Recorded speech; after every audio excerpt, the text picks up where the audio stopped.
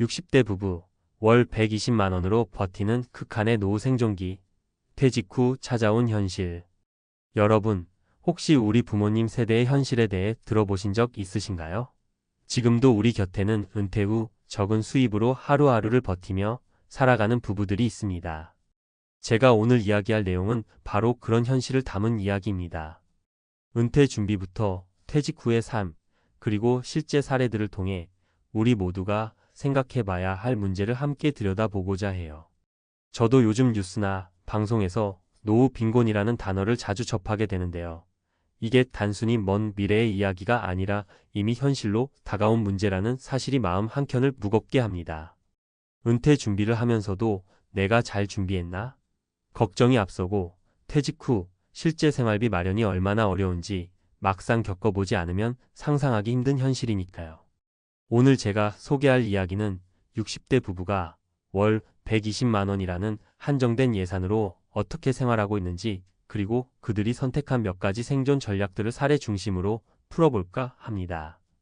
이 글을 읽는 분들 중에도 은퇴 준비에 불안감을 느끼는 분들이 계실 텐데, 사례들을 통해 나만 그런 게 아니라 하는 공감과 함께 조금은 위로받으실 수 있으면 좋겠어요. 첫 번째 사례, 김씨 부부의 살림 노하우.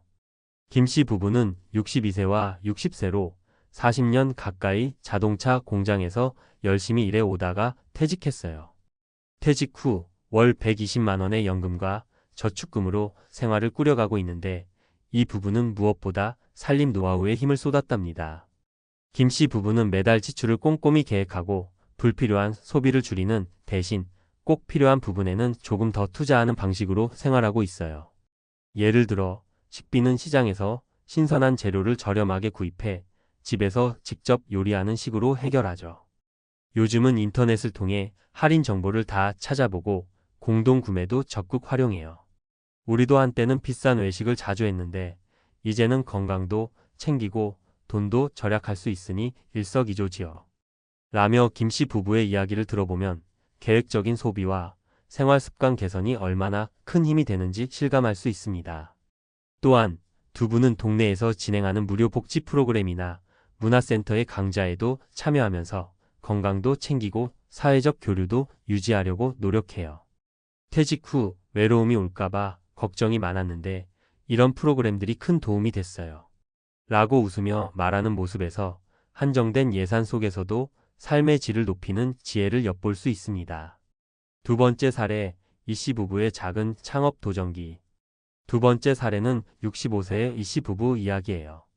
이 부부는 퇴직 후 월 120만 원의 예산에 만족하지 않고 새로운 도전을 통해 추가 수입을 만들어내기로 결심했어요. 이씨 부부는 평소 손재주가 좋고 오랜 취미였던 공예를 살려 소규모 창업을 시작했답니다.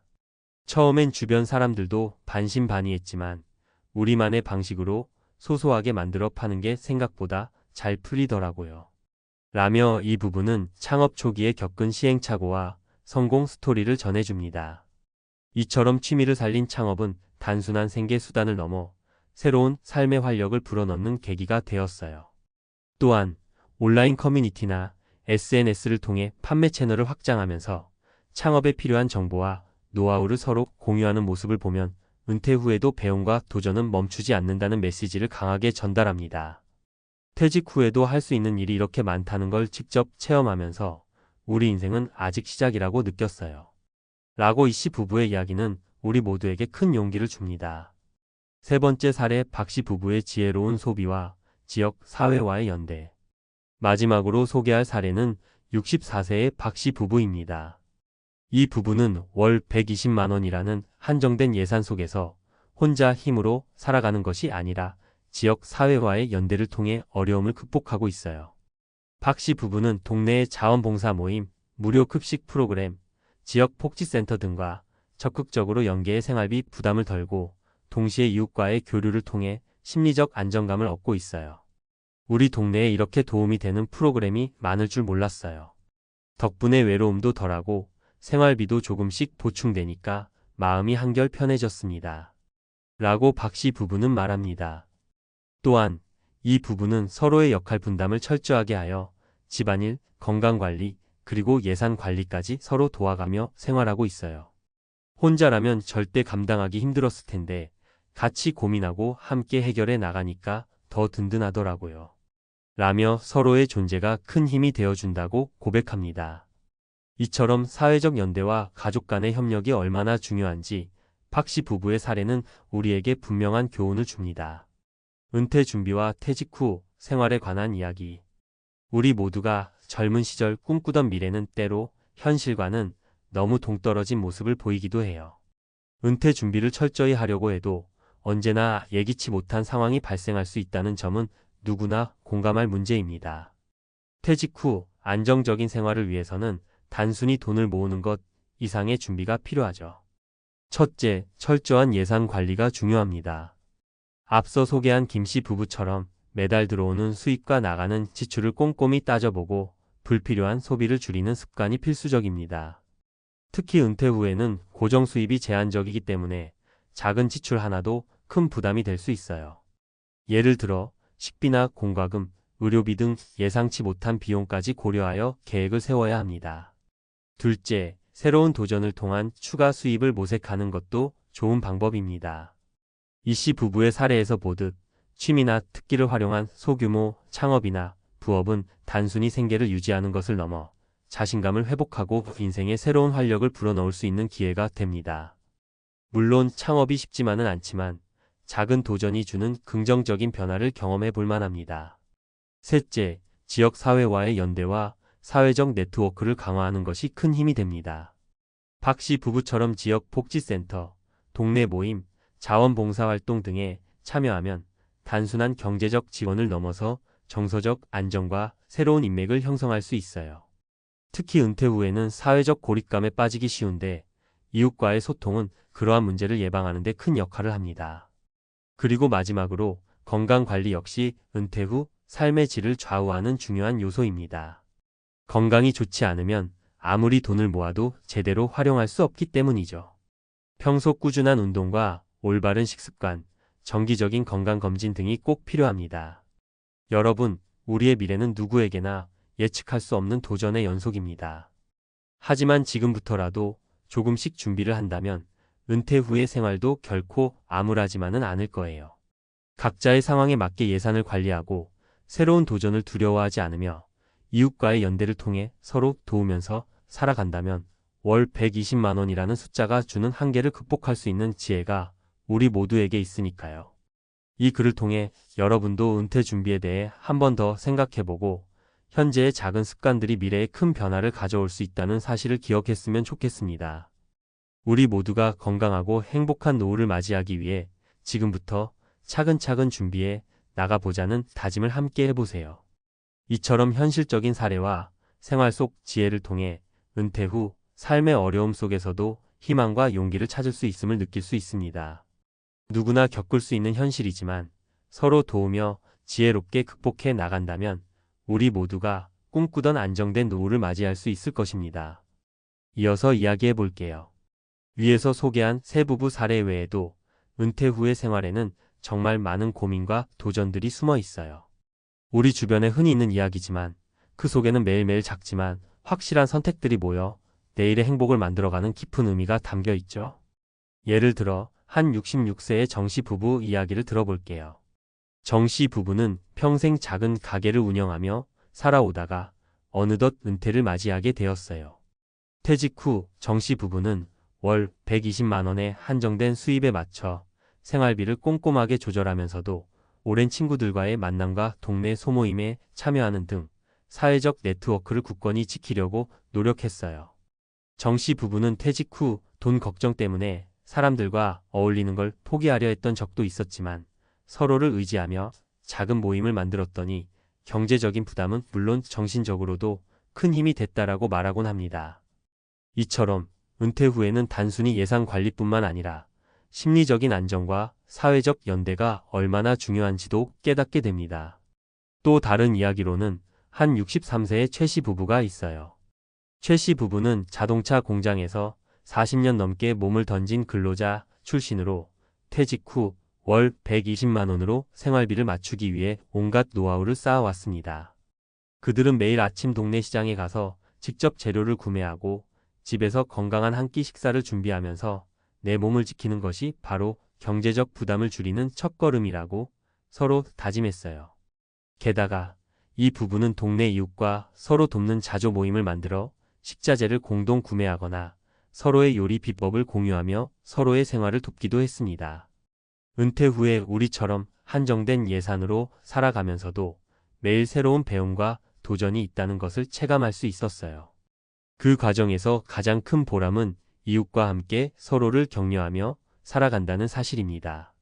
라는 최 씨 부부의 말처럼 한정된 자원 속에서도 서로 돕고 격려하는 힘은 무엇보다 소중합니다. 그리고 마지막으로 최근에 떠오르는 또 다른 사례가 있습니다. 64세의 한 부부는 평소 꾸준히 운동과 건강 관리를 해온 덕분에 의료비 부담을 최소화하면서 남은 예산을 다른 필수 생활비에 할애할 수 있었어요. 이 부부는 건강이 곧 자산이다 라는 믿음을 바탕으로 매일 아침 공원 산책과 함께 간단한 스트레칭을 생활화하며 가끔은 동네 센터에서 무료로 제공하는 건강 강좌에도 참여합니다. 이 부부의 경험은 우리에게 단순히 돈을 아끼는 것 이상의 의미를 전해줘요. 돈이 부족한 상황에서도 건강 관리와 생활 습관 개선을 통해 장기적인 비용을 줄이고 더 나아가 삶의 질 자체를 높일 수 있다는 것을 보여줍니다. 이처럼 각양각색의 사례들이 전하는 공통된 메시지는 은퇴 후의 삶이 단순히 경제적인 계산으로만 이루어지는 것이 아니라 마음가짐, 사회적 연결, 그리고 꾸준한 자기 관리가 함께 어우러져 만들어진다는 사실입니다. 물론 월 120만 원이라는 제한된 예산은 누구에게나 큰 도전이지만 그 안에서 살아남기 위해 각 부부들이 펼치는 노력과 지혜는 분명 우리 모두에게 귀감이 됩니다.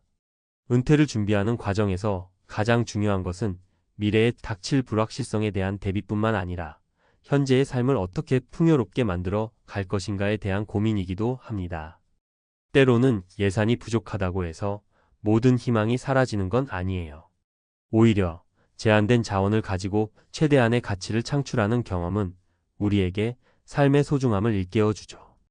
여러분도 혹시 은퇴 준비를 고민하고 있다면 오늘 이야기한 사례들처럼 작은 변화에서부터 시작해보세요. 동네 커뮤니티에 참여하거나 오래된 취미를 살려 부업에 도전해보거나 매일 아침 건강을 위해 산책을 나서는 것 등 크고 작은 선택들이 모여 미래의 큰 변화를 만들어냅니다. 그리고 무엇보다 이러한 과정에서 서로를 격려하고 도우며 살아가는 동반자, 친구, 가족의 존재가 가장 큰 힘이 될 것입니다. 이 글이 여러분에게 조금이나마 현실적인 위로와 함께 앞으로 닥칠 도전에 대한 준비와 긍정적인 마인드를 심어주었으면 합니다. 우리 모두가 같은 길을 걷고 있진 않더라도 각자의 자리에서 최선을 다해 살아가는 모습은 언제나 존경받아 마땅하니까요. 앞으로도 사회가 주는 다양한 도전과 기회 속에서 각자의 방식으로 행복을 찾아 나가기를 바랍니다. 그리고 무엇보다 지금 이 순간부터 자신을 위해, 가족을 위해, 그리고 함께 살아가는 이웃을 위해 조금씩 변화를 만들어 나가는 그 힘이 언젠가는 우리 모두가 꿈꾸던 따뜻한 노후를 이룰 수 있게 해줄 것입니다. 어떤 사람은 은퇴를 꿈꾸며 인생의 마지막 장을 떠나려 합니다. 마치 모든 부담에서 벗어나 자유롭게 살아갈 수 있는 세상처럼요. 열심히 일하고 사업을 일구고 가족을 위해 끊임없이 달려왔던 시간이었기에 이제는 그만 쉬어도 되겠다는 생각이 듭니다. 누구에게나 찾아올 그 시점, 그럴 때 우리는 은퇴라는 단어를 떠올리며 자유와 여유를 상상하게 됩니다. 하지만 현실은 그렇지 않았습니다. 은퇴라는 단어 속에는 사실 꿈도 있지만 그보다 더 많은 걱정과 고민들이 숨어 있었습니다. 억대 연봉을 받던 전직 임원인 저는 그 모든 걸 다 포기하고 은퇴 후에는 180만 원으로 한 달을 살아가기로 결심했습니다. 당시에는 몰랐습니다. 그렇게 살 수 있을까? 정말 내가 원하는 삶일까? 하지만 한 달에 180만 원을 써도 충분히 삶을 유지할 수 있다는 걸 깨닫게 된 후 그때부터 정말로 진짜 나의 삶을 살게 되었다는 생각이 들었습니다. 여러분은 은퇴 후 얼마만큼의 돈이 필요할까요? 억대 연봉을 받던 그 시절과 비교하면 상대적으로 적은 금액이지만 그만큼 여유가 생기고 새로운 시각으로 인생을 바라보게 되는 순간들이 많았어요. 은퇴 후 어떻게 살 것인가에 대해 고민하는 분들에게 제 이야기가 작은 힌트가 되기를 바랍니다. 본론 은퇴 후 살아가는 방법, 현실적인 사례로 풀어보기. 이제는 제 이야기보다는 조금 더 구체적인 예를 들어볼게요. 은퇴 후의 생활을 어떻게 준비할 수 있을지, 그리고 그것이 과연 실현 가능한 일인지를 확인하기 위한 현실적인 사례들을 들어보겠습니다. 사례 1. 경제적 자립, 재정 관리의 중요성. 첫 번째로 말하고 싶은 것은 바로 경제적 자립입니다. 저는 과거에 수많은 자산을 축적하며 큰 꿈을 꾸었지만 은퇴 후의 생활을 위해 중요한 건 사실 자산이 아니라 그 자산을 어떻게 관리할 것인지였습니다.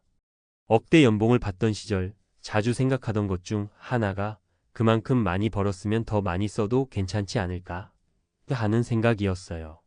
그러나 은퇴 후에는 그 모든 소비를 줄이게 되었습니다. 어느 날 문득 저는 매일같이 들었던 내일의 큰 계획이 더 이상 필요하지 않다는 걸 깨달았습니다.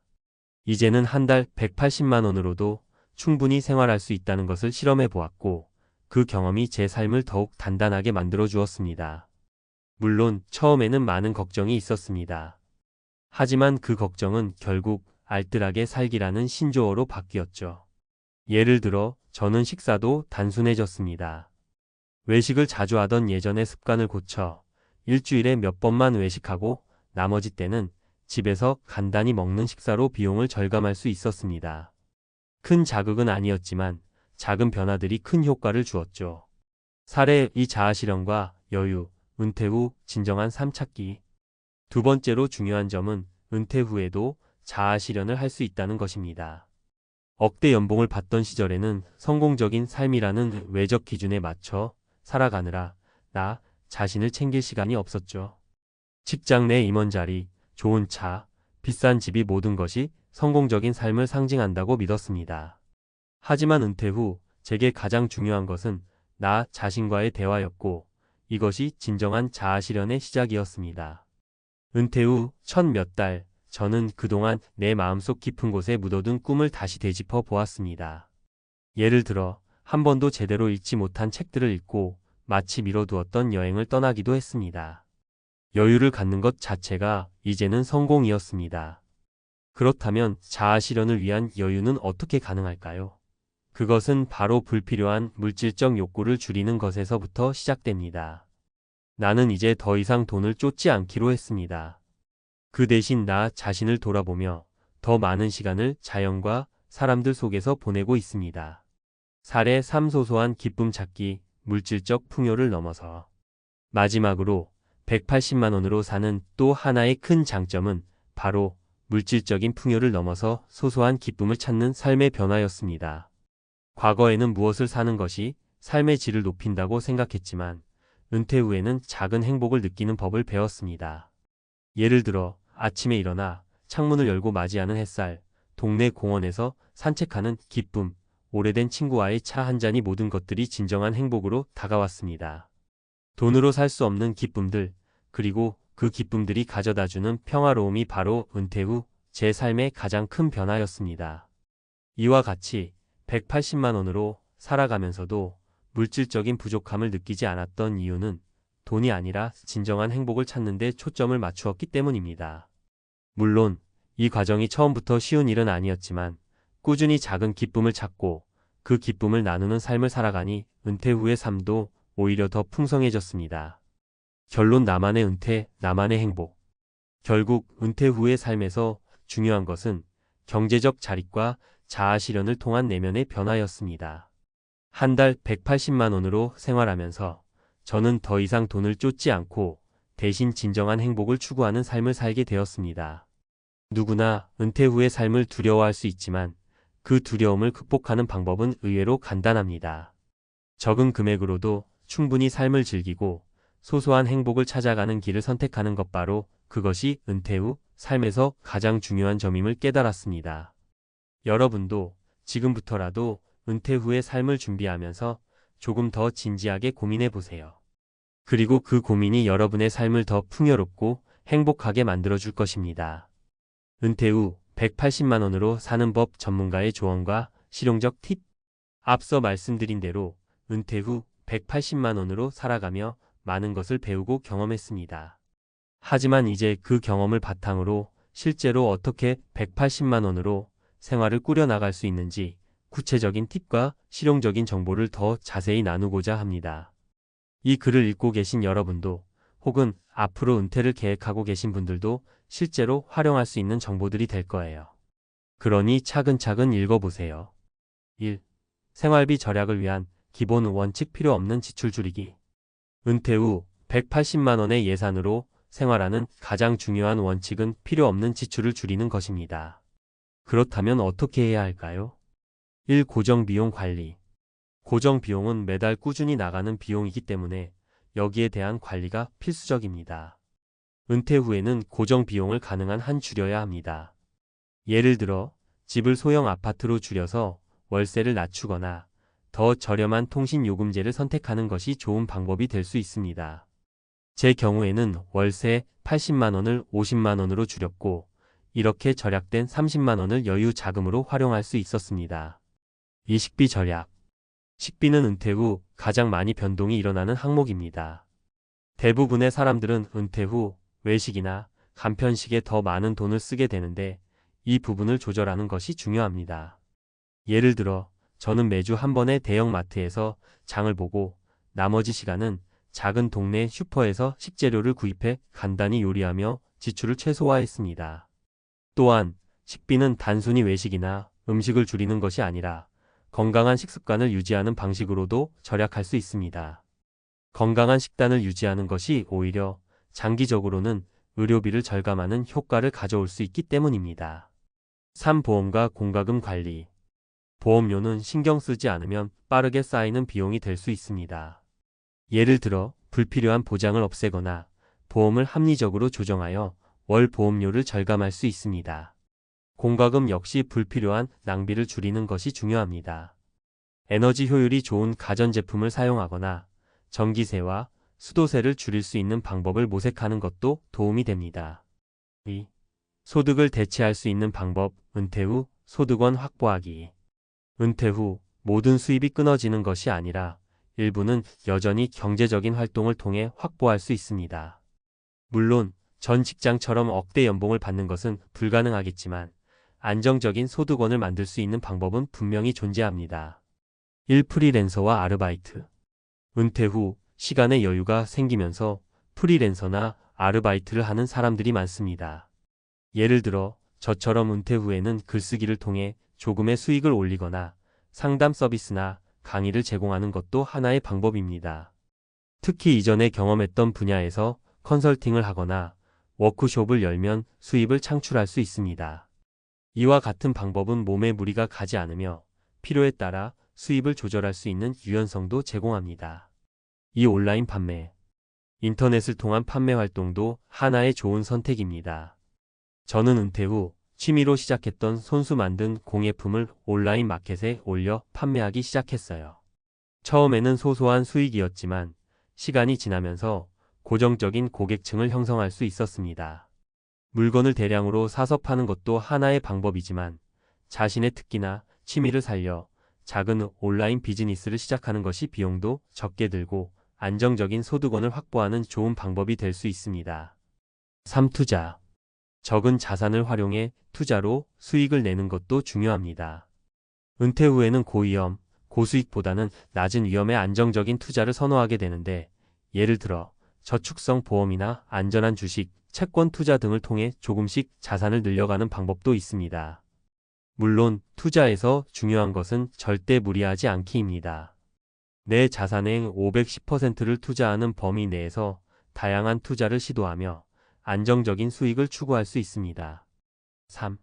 자아실현과 여유를 찾는 삶 행복의 기준 재정립하기. 은퇴 후 가장 중요한 것은 단순히 생활비를 어떻게 줄일 것인가에 대한 문제를 넘어서 자신의 삶을 어떻게 즐길 것인가에 대한 고민입니다. 많은 사람들이 은퇴 후 자신감을 잃거나 삶의 의미를 찾기 어려워합니다. 하지만 은퇴는 새로운 시작입니다. 1. 취미와 여행. 은퇴 후에는 그동안 꿈꾸었던 취미나 여행을 시작할 수 있는 좋은 기회입니다. 제가 추천하는 것은 첫 번째로 여행을 떠나는 것입니다. 여행은 단순히 휴식을 취하는 것 이상의 의미를 가질 수 있습니다. 새로운 문화와 사람들을 접하면서 삶에 대한 새로운 통찰을 얻을 수 있기 때문이죠. 여유 자금이 적다면 근처의 작은 여행지나 당일치기 여행도 충분히 의미 있는 시간이 될 수 있습니다. 이 꾸준한 운동과 건강 관리. 은퇴 후 많은 사람들이 운동을 통해 건강을 챙기기 시작합니다. 저도 매일 아침 간단한 요가와 산책을 통해 몸과 마음을 깨우고 있습니다. 운동은 정신 건강에도 큰 도움이 됩니다. 규칙적인 운동을 통해 몸이 건강해지고 자연스럽게 정신도 맑아집니다. 이는 또한 장기적으로 병원비를 절감할 수 있는 효과적인 방법이기도 합니다. 결론 은퇴 후 충분히 행복하게 살 수 있다. 결국 은퇴 후 180만 원으로 사는 것은 단지 경제적인 측면만이 아니라 삶의 질을 재정립하는 과정입니다. 고정 비용을 줄이고 작은 소득원을 추가하며 여유를 찾는 삶을 살아가다 보면 돈이 전부가 아니다 라는 사실을 깨닫게 될 겁니다. 은퇴 후 적은 금액으로 충분히 행복하고 의미 있는 삶을 살아갈 수 있다는 것을 실천해 보시길 바랍니다.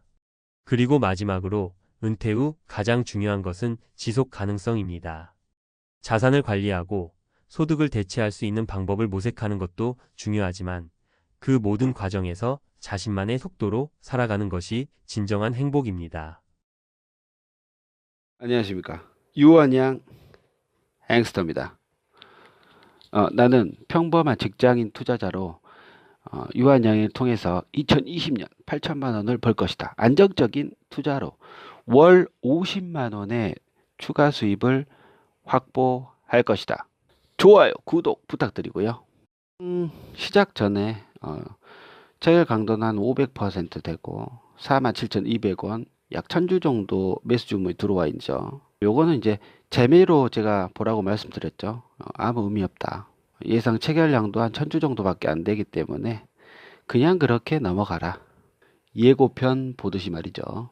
시초가 12,000주 정도 46,600원에 600원 하락한 가격으로 거래가 됩니다. 일단 하락의 기조는 맞다. 흐름적인 흐름이죠.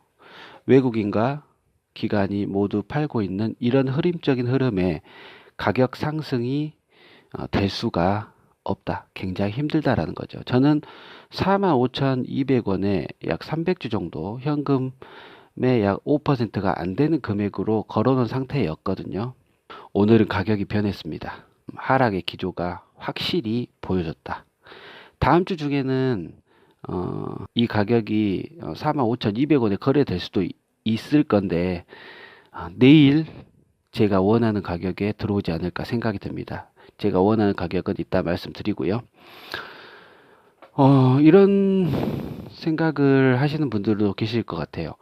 계속 하락할 건데 유한양 햄스터 너 계속 하락을 지금 예상을 하고 있는데 그냥 기다렸다가 41,000원대나 4만원대 오면 사면 되는 거 아니냐. 그렇게 생각할 수도 있겠지만 사실 그 가격이 언제 올지 안 올지도 모르는 거죠. 확률적으로 언제 반등할지는 사실 모르기 때문에 현금의 일부를 사놓는 겁니다. 그래서 저의 첫 번째 가격의 반등할 확률은 약 한 5% 정도 된다라는 거죠. 현금의 5%가 들어가기 때문에 이때 확률이 작고 현금이 적게 투입됐으니까 반등하면 수익도 작은 거겠죠. 제가 예측을 5%만 반등한다고 생각했기 때문에 그런 거죠. 근데 300주 자체가 만약에 1,000원이 올랐다. 그럼 30만 원 수익을 얻는 거죠. 예. 근데 이 수익이 30만 원 수익이 한 달에 두 번만 있어도 월급쟁이들이 60만 원 버는 거예요. 1,300만 원 정도의 자금이 드는 건데 현금의 약 한 5% 정도 되잖아요. 그래서 시드가 굉장히 커져야 되고 안정적이고 유리한 거래를 하려면 어쩔 수 없이 금액이 커져야 됩니다. 그래서 잠자고 있는 돈을 활용을 해야 된다. 이런 위기 때는 이런 안정적인 기업을 통해서 반등하는 그런 시점을 노려가지고 변동성의 장이니까 그 장을 한껏 활용을 해야 된다. 레버리지를 활용하면 이자 비용을 내고 큰 돈을 미리 땡겨서 쓰지 않습니까? 근데 우리는 보험이라는 상품에 가입을 하고 한 달에 뭐 10만 원에서 뭐 많게는 100만 원씩 들어가요. 보험료가. 예를 들어 그 돈 낸다고 하면은 보험사는 그 돈 가지고 투자를 한다니까요. 주식을 사고 채권 사고 금 사고 막 이래요. 보험회사들이. 유한양에 투자할 때도 운용사별로 볼 때 보험에서 들어오는 금액이 있지 않습니까? 그런 애들 뭐 이런 안전적 주식 투자하는 겁니다. 사실 보험이란 거는 본인 수입의 뭐 10% 정도로 설계를 하시고 최소한의 뭐 실비보험이라든지 그다음에 사망보험, 뭐 자동차 보험 이런 것들을 총 금액해 가지고 10% 미만으로 설계를 하시면 돼요. 나머지는 과소비다, 과소비. 연금보험이나 뭐 암보험 등은 뭐 해지하는 게 낫습니다. 다만 이제 뭐 집안에 유전적 질병이 있는 경우에는 예외긴 한데 그런 질병이 유전적 질병이 없다 하면은 그냥 확률 없는 곳에 굳이 보험사 같은 그런 회사 배부르게 돈을 줄 필요가 없다라는 겁니다. 그 돈 낼 바에 대출 받아가지고 이자로 내는 것이 훨씬 더 나아요. 그러면 그 이자 비용보다 높은 수익률을 얻으면 되는 거죠. 지금 국민연금 내는 것도 아까워 죽겠는데 보험회사에서 보험 들게 생겼습니까? 자, 오늘 특이한 점이 다이와라는 일본 증권회사에서 매도 주문이 많이 들어옵니다. 오늘 총 한 10만 주 정도 들어왔거든요. 요거는 이제 오전에 캡처한 거라 오후에 캡처해 보니까 한 10만 주 정도 들어왔고 그 다음에 CS증권에서 또 매수 주문이 들어와요. 신기하죠. CS는 그 본사는 스위스 취일리에 있거든요. 본사는 취일리에 있는데 세계적으로 굉장히 많은 투자를 하고 있는 비밀스러운 뭐 투자하기로 좀 유명한 기업이에요. 근데 이 창구로 매수 주문이 들어왔다. 근데 일본에서 10만 주가 팔렸다. 이건 이제 창구기 때문에 정확한 거래량은 누가 거래했는지는 솔직히 잘 몰라요. 근데 창구로 일본 놈의 회사가 들어왔고 비밀스러운 거래를 했던 애들이 CS증권 얘네들이 매수 상위에 있다. 이런 부분은 눈여겨서 한번 봐야 되죠. 자, 프로그램 매수는 오전에 샀다가 9시 한 반경에는 매도세로 돌아가는 모습 보이거든요. 근데 장 막판에는 순매수로 돌아서요. 프로그램. 근데 이 프로그램 전체 수량은 이게 외국인인지 기관인지는 몰라요. 그냥 프로그램으로 들어오는 주문을 가지고 총 매도 수량을 결과를 내놓은 겁니다. 그래서 AI 인공지능은 한 6만 주 정도 샀다. 사실 장 중에 약 2.9%까지 떨어지니까 그때 프로그램에서 좀 커버를 하지 않았나 예측을 한번 해봅니다. 뭐 외국인 오전부터 팔기 시작했고요. 기관하고 뭐 외국인 다 팔았습니다 오늘. 그리고 이제 제가 관심 있는 부분은 기타 수급에서 뭐 신용융자나 대차거래 얘네들 주의 깊게 보고 있는데 한번 살펴보겠습니다. 신용거래는 이게 자료가 안 나오는 건지 모르겠는데 일단 뭐 신용융자는 신규랑 상한 주수랑 전혀 뭐 없는 상태고요. 대차 거래는 신규 수량이 한 6,600, 그 다음에 상한은 한 5,000주 정도 상한을 했고 잔고는 거의 비슷합니다. 한 220만 주 빌려서 거래했다 이 말이죠. 이제 요거 갚아야 되는데 주가 떨어지면 폭락이 기다리고 있다. 폭락이 45,000원, 4,000원 되면은 반대 매매가 되기 때문에 팍팍팍 떨어지는 겁니다. 팍팍팍. 예. 그거를 이제 조심을 하셔야 되는데 뭐 주가가 떨어질지 안 떨어질지는 솔직히 뭐 어떻게 될지 모르는 거죠. 저는 가격대에 맞게끔 들어간 사람이기 때문에 그 가격대에 맞게끔 대응을 할 겁니다. 장 초반 한 4만 6천 원대를 붕괴를 했었어요. 붕괴가 됐었는데 살짝 반등을 한 상태로 46,200원으로 1,000원 떨어졌죠. 2.12% 떨어진 걸로 장이 종료가 했는데 그러면 왜 이렇게 주가 붕괴되냐? 뭐 예측은 했지만 2% 이상 떨어지는 것은 굉장히 의미 있는 일이죠. 일단 추락한 미국 경제 지표다. 위축되는 투자 심리 때문에 떨어졌다. 물론 바이오 심리도 하락을 했고 개인들만 지금 사고 있잖아요. 기관하고 외국인들은 다 팔고 있는데 기관하고 외국인도 팔고 있는데 개인만 사고 있다. 사줄 사람이 없기 때문에 뭐 떨어지는 거긴 한데 전체적으로 지표 자체가 굉장히 안 좋다. 그래서 외국인들은 코스피도 팔고 있고 유한정도 팔고 있는 겁니다. 전체적인 중국 수요 회복이 긍정적이지만 미국 소비도 정상화돼야 된다. 그러니까 지금 위험성이 극대화되는 시점이에요. 그래서 달러 지수도 올라가는 상태고 거의 오늘 100 찍고 뭐 99, 100에서 살짝 이제 내려온 수치인데 그러면서 원달러 환율도 올라가지 않습니까? 위험한 장세의 시점에 와 있는 거죠.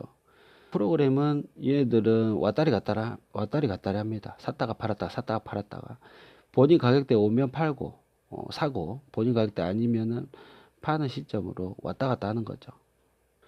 자, 흐름 자체가 4월 9일 날, 뭐 10일 날, 13일 날 이거 뭐 장이 올랐을 때 흐름을 보면 한 번에 쑥 올렸다가 조정이 되는 모습, 그리고 또 그 다음 날 되면은 10일 날 되면은 쑥 올렸다가 조정이 되는 모습, 쑥 올렸다가 쭉 조정이 되는 모습, 이런 식으로 되다가 지금은 훅 내렸다가 조정이 되고 훅 내렸다가 조정이 되고 이런 장세를 지속하지 않습니까? 이게 이제 하락된다는 의미입니다. 일주일짜리 뭐 선차트 딱 보시면은 흐름적인 흐름이 딱 돼요. 여기서 반등할 확률 거의 없다고 봐야 돼요. 예, 반등 확률은 5%이기 때문에 제가 5%를 들어가는 겁니다. 이런 흐름적인 흐름 보시고 투자를 하셔야죠. 자, 이런 흐름적인 흐름이 있더라 하더라도 이 주식 투자의 선택을 본인이 하는 거예요. 5% 상승에 베팅을 하기 때문에 현금의 5%를 제가 매수를 하는 거고요. 반등하면 5% 현금에 대한 금액만 제가 수익을 가져가는 거고, 하락하면 나머지 95% 현금이 기다리고 있잖아요. 5% 손해 보는 겁니다. 하락하면. 이런 식으로 기조가 딱 바뀌면 이성적인 투자라는 거예요. 이성적인. 이거 가격대별로 그냥 생각 없이 들어가는 것 같지만은 굉장히 이성적인 투자를 하는 거예요. 예. 근데 이렇게 투자를 가격대별로 들어가잖아요. 그러면은 하락에도 금액이 크지 않기 때문에 편안합니다. 다음 타자를 기다릴 수가 있는 거예요. 상승하면 거기에 대한 수익을 얻는 거고요.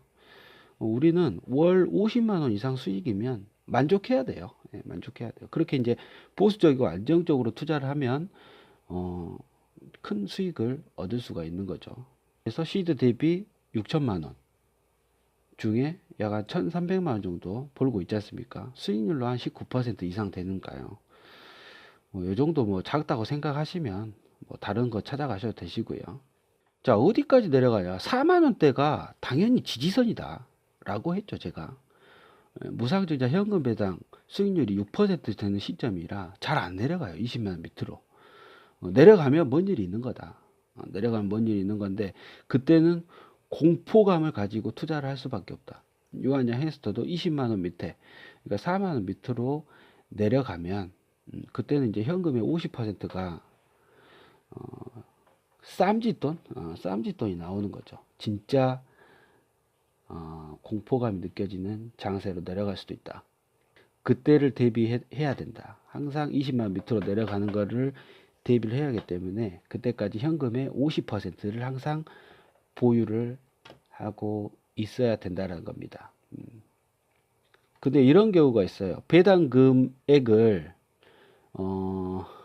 지금 이제 400원이니까 액본 이후에 400원이면 그 금액이 줄여버리는 거, 그러니까 배당 컷이라고 하거든요. 유한전이 배당 컷을 한다. 그럼 타격이 굉장히 있습니다. 가격이 더 밑으로 내려가요. 주가가 떨어지는 거죠. 그러니까 배당을 줄이면 미국 소비가 줄고 한국 자체에도 수출이 줄기 때문에 유한장에도 타격이 있을 것이다. 소비를 줄이기 때문에 병원을 안 가요. 아파도 병원 안 가. 웬만하면 큰 병 아니고는. 그래서 유한양에도 타격이 분명히 있을 건데 그런 흐름적인 흐름은 배당은 공시로 하기 때문에 공시 딱 내린 후에 그때는 손절해야 돼요. 진짜로. 그때는 이 가격적인 흐름이 완전히 바뀌어버려요. 배당을 줄일 때. 그리고 총 매출이 준다라거나, 그리고 원래 기본적으로 잘 팔리는 약이 꾸준하게 효자 종목이 좀 있거든요. 유한양에게. 그런 약들, 그러니까 의약품, 일반 의약품이 아니라 의약품으로 처방되는 약들이 뭐 수출 종료가 돼가지고 다른 경쟁사들이 침투를 한다라든지, 뭐 다른 바이오 파마 대기업 글로벌 파마들하고 계약이 종료돼 버렸다든지 막 일시적으로 그런 경우는 분명히 가격대가 조정이 돼야 된다. 그렇지 않고서는 20만 원, 4만 원 때까지는 한 50% 자산을 투자를 해도 위험성이 적다라는 거죠. 11시쯤에는 이제 평균 이상의 거래량이 나타나고 46,300원 정도, 46,200원 정도 이 가격을 계속해서 지지를 해요. 예, 지지를 하고 꾸준하게 올 장 종료까지 46,200원으로 종료를 하게 되죠.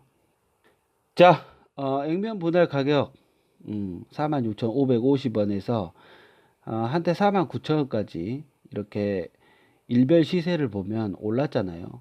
그리고 한때는 이제 장중이지만 52,500원까지 호가를 찍고 내려왔었지 않습니까? 오늘부로 다 반납했어요. 가격을. 바이오 심리가 약화됐다라는 거다. 이건 거래량을 보고 알 수가 있고요. 거래량이 엄청 줄었잖아요. 자, 평균 이상의 거래량인 건 확실해요. 평균 이상의 거래량인 거는 확실하지만 기존에 뿜어졌었던 거래량 막 200만 주, 180만 주 막 이렇게 뿜어져 있다가 거의 3분의 1에서 4분의 1 가량 거래량이 완전 줄어버렸잖아요. 70만 주, 50만 주, 60만 주, 오늘 이제 드디어 30만 주대로 내려왔어요. 거래량이 준다라는 거는 관심도가 많이 떨어졌다는 겁니다. 기간 외국인 팔고 있었고요. 기사 났었고요. 호재 기사. 그래서 하락할 수밖에 없다. 저의 예측이었죠. 상승분 모두 반납했다. 그러면 내일하고 다음 주는 어떻게 해야 될 것인가? 내일하고 다음 주도 하락이다. 아직 기간이 팔고 있다. 기간이 팔고 있다. 심리도 죽고 소렌토 가격 한번 봐볼게요. 소렌토 어제 8.21% 이제 하락을 했죠. 소렌토 가격에 따라서 뭐 등락을 거듭하지 않겠지만 심리를 한번 측정할 수가 있는 거죠. 심리를 많이 하락했다. 네, 장전 가격인데 소렌토 지금 이 시간대 9시 50분인데요. 보합 수준을 유지를 하고 있네요. 별다른 의미가 없다. 내일 장에 미치는 영향이 예측할 수가 있고요. 자, 오늘 기사 하나 한번 봐야 되는데 한국 수출입은행 사모펀드 통해서 1.8억 달러 조달했다. 한미 스와프, 그러니까 9개국 신흥국, 그러니까 좀 안정적인 국가들하고 미국이 스와프를 맺었잖아요. 그때 우리가 가져온 돈이 120억 달러예요. 근데 한 1.8억 달러 정도 조달을 했다. 1.8억 달러 조달했는데 한국 수출입은행은 얘들이 국가정책기금을 운용하는 회사 공기업이거든요. 수출지원 금융하고 해외투자 금융, 수익금융. 그러니까 들어온 달러를 가지고 투자해 가지고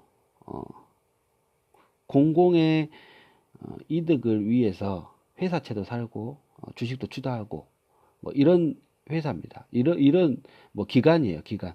우리나라 이제 달러 자체를 관리한다 생각하시면 돼요. 근데 얘네들이 얼마나 급한지 사모펀드 통해 가지고 홍콩이랑 호주 국채를 팝니다. 국채를. 호주 15년 만기 금리 3% 채권하고 홍콩 달러 4,967만 달러 5년 만기 금리 2.22% 채권을 사모펀드를 통해 매도를 합니다. 그러니까 달러 확보하는 거거든요. 이게 우리나라에 달러가 부족하니까 대비를 하는 거죠. 그래서 원달러 환율이 올랐던 거고 1270원까지 올랐는데 현재 원달러 환율은 1225원 유지를 하고 있네요. 많이 오른 거예요. 거의 폭등이죠, 폭등. 자, 지금보다 상황이 더 안 좋아질 수가 있기 때문에 일반 투자자는 사실 주식 비중을 줄여야 돼요. 지금 동학개미 운동 하다가 큰 코 다칩니다. 대신 이런 건 있죠. 동학개미 운동 뭐 개미들이 주식을 사는데 한 30% 정도는 좋은 기업에 투자를 하면 되는 거죠. 근데 이제 몰빵하니까 문제고 신용거래하니까 문제인 거죠. 예, 대출 받아가지고. 저도 똑같은 대출이지만 저는 안전하게 투자하잖아요. 예, 지금 최근에도 25배 안전하게 투자했다가 굉장히 큰 수익을 못 봤죠. 지금도 마찬가지로 5배 이상 안전하게 투자를 하고 있다. 최대한 싸게 장기 투자 할 수 있는 금액대에 들어가려고 노력을 하고 있다는 겁니다. 자, 20만 원대 가면 4만 원대 가면 50%다 들어간 것이 아니라 상황에 따라서 뭐 25%에서 30%만 들어가도 괜찮다. 이런 장은 무섭다. 솔직히 까놓고 공포장이다. 아니 실물 경제가 셧다운이 3월 달부터 4월 달, 5월 달까지 이제 될 건데 4월 달까지 이제 지금 되고 있잖아요. 2달을 뭐 거래를 못 했는데 실물 경제가 살아나겠습니까? 실업자가 1,600만 명인데 미국 애들. 그러면 당연히 수요가 줄고 수출도 줄어드는 거예요. 이런 큰 흐름적을 보면 주식의 비중을 줄여야 된다는 거는 삼척 동자도 알 수가 있는 거죠. 몰빵하면은 존버하면 됩니다. 존버하면 됩니다. 근데 그게 2년 3년 존버하는 게 졸라게 힘들어요. 예. 해보신 분들은 압니다. 그냥 진짜 감옥 갔다 한 5년 감옥 갔다 오면 되는데 감옥에서도 뉴스 볼 시간 있으면 그때 주식 시세 보겠죠. 교도관들한테 한번 꼬셔가지고 이제 주식 차트 한번 보여주라고 막 이럴 수도 있고. 농담입니다. 자, 다음. 아무튼 유한이 4만 원 시세를 주더라도 그때그때 흐름에 맞게 투자를 해줘야 된다. 최대한 안정적이고 보수적으로 투자할 시점이다. 하지만 이제 가격대는 크게 변하지는 않는다. 비율만 조금씩 달라진다. 현금의 비율. 비율은 제가 다 알려주지 않습니까? 유한양 햄스터가 수익률 최근 19%. 오케이. 그래서 구독, 좋아요. 필수죠. 구독, 필수죠. 지속적으로 요것만 이 채널만 들어도 흐름적인 흐름 하루에 한 번씩 저녁에 딱 해주지 않습니까? 흐름적인 흐름을 원달러 환율도 해주고 1227원 많이 올랐죠. 달러 폭등하다가 이제 1225원까지 왔다. 저는 오늘 이제 달러는 한 30% 이제 가격이 올랐기 때문에 30% 정도는 매도를 했고요. 더 갈지 안 갈지 모르니까 딱 본전 났을 때 한 30% 팔고 나머지는 기다리는 거예요. 기다리는 거. 한 70%는 달러를 기존에 가지고 있다. 자, 오늘 유한 양행은 외국인이 한 34,000주 정도 팔았습니다. 그리고 기간은 62,000주 정도 총 해가지고 둔이해서 한 10만 주 정도 팔았는데 거의 96,000주를 개인이 사버려요. 외국인하고 기간의 턴 물량은 개인이 받았다. 예. 그래서 가격은 떨어졌다. 개인은 사실 힘이 없다. 호가 칠 금액도 없고요. 예. 그 수준에 오늘 또 물타기 한 겁니다. 흐름 딱 봤을 때. 제가 또 소설 한번 말씀 한번 드릴까요? 오늘 다이아 창구로 아까 말씀드렸잖아요. 한 10만 주 정도 들어왔고 CS 창구로 7만 주 매수 주문이 들어왔습니다. 스위스 계좌에서 7만 주가 매수가 들어왔다. 근데 다이아에서 10만 주를 팔았다. 그럼 CS 창구는 외국이니까 한국이니까? 저는 한국 사람인 것 같아요. 특별 임무를 띈 마치 어떤 개미들을 자극하는 외국인이 돌아왔다. 컴백 포리너 이런 느낌을 주기 위한 일종의 어떤 느낌적인 느낌, 구라적인 구라, 샤킹 중에 샤킹 이런 느낌인 것 같아요.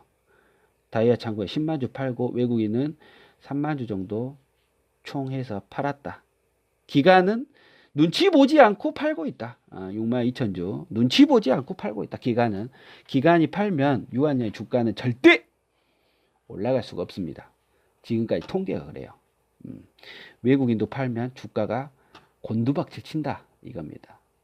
그리고 우리의 구원투수 연기금은 2,000주 정도 조그만하게 샀죠. 조그만하게. 저 보십시오. 4월 8일하고 9일 한 10만 주 정도 판 거. 수익 실현하는 애들이에요. 연기금은. 그리고 오늘 한 45,000 후반원대 가격 오니까 연기금이 한 2,000주 정도 사주는 그런 느낌적인 느낌이었다. 투자자별 거래량 한번 봐봤고요. 제 소설도 한번 썰도 풀어봤죠. 믿으실 분은 믿으시고 안 믿으실 분들은 안 믿으셔도 됩니다. 하지만 내일하고 다음 주에 하락은 여지없다. 내일은 살짝 반등하다가 반등을 할 수가 있어요. 뭐 1% 미만으로 반등을 할 수 있는데 그 이상은 아니다. 대신 그 다음 주는 다시 하락이다. 어디까지? 21만 원대까지는 꾸준하게 온다. 21만 원대까지는 그때까지 기다려야 된다. 42,000원이죠. 42,000원. 근데 무조건 기다리는 것이 아니라 4만 뭐 5천원대, 뭐 44,000원대 이때 현금의 일부가 또 투자가 되어야겠죠. 주식은 모르는 거니까요. 절대 모릅니다. 그래서 스터 너 뭐 얼마에 살 건데 저는 45,200원에 약 100주 정도 매수를 걸어놨고요. 44,300원에 약 300주 정도를 매수를 걸어놨습니다. 여기까지만 제가 현금이 틀어져 되고 두 개 합쳐봐야 현금에 약 한 3% 정도 들어가는 거예요. 3% 정도. 3에서 한 4% 정도 되는데 요 정도 금액만큼 그러니까 내가 가지고 있는 약 한 3에서 4% 정도는 오를 수가 있다. 이거는 1,000원 정도 오르잖아요. 그냥 매도합니다. 1,000원 정도 오르면 평단가 딱 해가지고 내가 매수가 딱 걸렸다. 그날 아침에 그러면 바로 1,000원 오르면 무조건 매도입니다. 무조건 매도. 요거는 기정사실이다. 그 이상 올라갈 수가 없다. 그 이상 반등할 수가 없다. 자, 좋아요, 구독 부탁드리고요. 구독 누르시면서 유한양의 흐름도 살펴보시고 제가 거래량이랑 이런 흐름적인 흐름 때로는 소설도 읽어드리고 게다가 국제적인 시황도 흐름을 한번 해주기 때문에 정말 구독 한번 눌러주시고요. 그리고 직장인 투자자가 올해 8천만 원 버는 거 한번 보셔야죠. 오늘 선물지수 상승하고 있네요. 미국 장이 또 들썩들썩 하고 있습니다.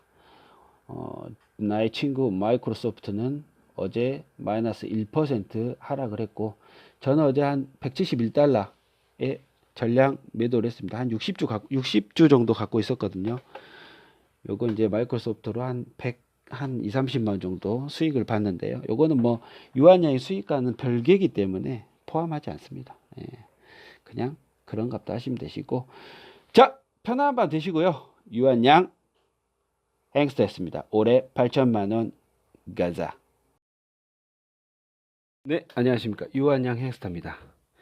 유한양 행스터는 올해 유한양의 주식 투자로 8천만 원을 벌 것이다. 월 50만 원의 꾸준한 부가 수입을 창출을 할 것이다. 좋아요, 구독 부탁드리고요. 자, 올해 유한양행으로 8천만 원 벌기는 전반기가 거의 이제 끝나가는 시점인데 사실 좀 어렵지 않을까 개인적으로 생각이 듭니다. 자, 그래도 시황을 한번 살펴봐야죠. 코스피는 오늘 외국인들이 2,600억 정도 팔았어요. 개인이 오늘 또 주도했다. 코스피 자체는. 그러나 유한양행은 그렇지 않다. 별개였다. 자, 오늘 종가는 55,000원, 1,000원 내린 가격으로 1.79%. 미국 장이 그렇게 죽을 써도 우리 유한이 형님은 힘을 냈다. 그런 의미입니다.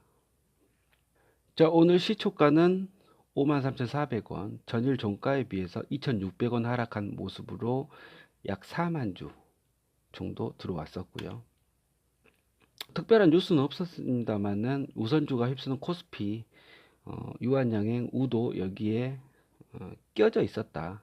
특별한 뭐 중요사항은 아니지만 그리고 설립 1년 유한양의 호주법인 전문 인력 영입 성과 도출 박차를 가하고 있다. 이거는 뭐 소스 흘린 거니까 넘어가셔도 되시고요. 55,000원 내린 55,000원 가격으로 마무리를 했고 거래량은 87만 주. 자, 평균적인 거래량을 보였다라는 거죠. 특별한 일은 오늘 없었다라는 거고요. 자, 이제 특별한 게 나죠. 개인이 많이 팔았거든요, 오늘. 이따 보시면 알겠지만 거래량을. 외국인들이 다시 어느 정도 들어왔다. 연 이틀 들어왔다. 개인도 순매수를 기록을 했고 개인이 10만 주나 팔았어요. 오늘 쫄아가지고 개인이 익절을 한 모양새다. 이득 보실 분들은 팔고 나갔다. 근데 개인이 그 자리를 틈트고 죄송합니다. 외국인하고 기관이 그 틈을 비집고 2,000원 내린 가격에 매입하기 시작해가지고 특히 외국인 55,000원을 지지를 했다라는 거고요. 연기금 살짝 18,000주 정도 담가줬고요. 프로그램은 이게 뭐 저렴한 가격이지 하고 기계처럼 들어왔고요. 자, 오전에 훅 내리면서 가격을 지지해 버립니다. 2,600원 이상 빠졌다가 55,000원을 지지하는 모습적인 모습이죠.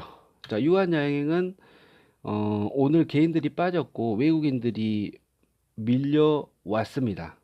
왠지 떠밀려온 느낌이었어요. 그래서 지금 현재 종가는 55,000원인데 이 가격은 유한양 햄스터가 입장에서 볼 때는 비싸다고 말씀드렸죠. 자, 1,400만원을 유한양이 통해서 시드 2억 8천 주고 지금 벌고 있습니다. 수익은 유한양행 수익만 해가지고 0.05% 죄송합니다. 5%죠. 0.05니까 나누면 5% 이상 수익률을 유한양에서 기록하실 수 있다라는 부분 뭐 자신 있으신 분들은 자유롭게 들어가도 됩니다. 지금 외국이 들어왔기 때문에 들어갈 타이밍은 맞습니다. 다음 주 월요일 날. 근데 가격이 유한양이 호재가 있거나 하면은 가격 9시부터 가격을 안 줘요. 훅 올려버리잖아요. 그래서 조용할 때 이때쯤에 아무 일 없었을 쯤에 살짝 담궈도 괜찮다.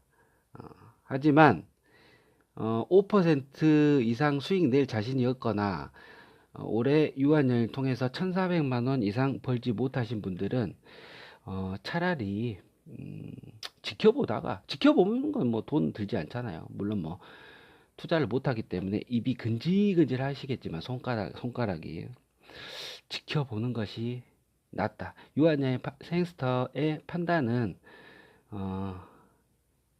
아직은 때가 아니다라는 겁니다. 한 번의 퍼포먼스 레이저 티닙 조건부 신약 허가 한 번의 퍼포먼스 때 쭉 끌어올릴 것이다. 그 전에 한 번의 기회를 줄 것이다. 여기까지입니다. 유한양 행스터입니다.